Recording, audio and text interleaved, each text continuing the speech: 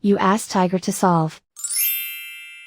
This deals with linear equations with one unknown. The final result is p equals 8/5. Let's solve it step by step. Group all constants on the right side of the equation. Add 48 to both sides. Simplify the arithmetic.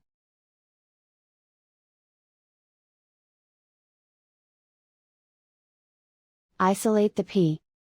Divide both sides by 30.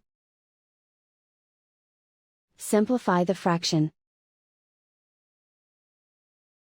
Find the greatest common factor of the numerator and denominator. Factor out and cancel the greatest common factor.